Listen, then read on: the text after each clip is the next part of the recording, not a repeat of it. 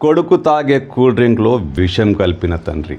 అంత దారుణమైన పరిస్థితి ఎందుకు వచ్చింది? సొంత కొడుకుకు విషం ఇచ్చి చంపాల్సిన పరిస్థితి ఎందుకు వచ్చిందంటే, వచ్చింది కాబట్టే చేశానంటున్నాడు శ్రీనివాసరావు. నందిగామ ప్రాంతానికి చెందిన శ్రీనివాసరావు తన కొడుకు వెంకటేష్ తాగే కూల్ డ్రింక్లో విషం కలిపాడు. ఆ కూల్ డ్రింక్ను కోడలకు ఇచ్చాడు, కోడలు తల్లి కూడా ఇచ్చాడు. శ్రీనివాసరావు దారుణమైన ప్లాన్ చేసి వాళ్ళకు కూల్ డ్రింక్లో విషం కలిపాడు. కొడుకు ప్రాణాలు కోల్పోయాడు.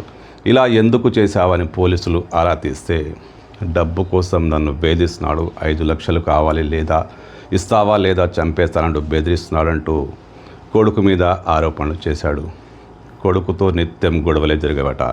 ప్రతి నిత్యం ఇంట్లో డబ్బు కోసం గొడవ. దానికి అతని భార్య, అతని అత్త కూడా అతనికి సపోర్ట్ చేశారంట. పరిస్థితులను భరించలేకనే శ్రీనివాసరావు కొడుకు తాగే కూల్ డ్రింక్లో విషం కలిపినట్లు పోలీసులు గుర్తించారు. అయితే నేరమే. సొంత కొడుకు కూల్ డ్రింక్లో విషం కలిపిన శ్రీనివాసరావును పోలీసులు అరెస్టు చేశారు.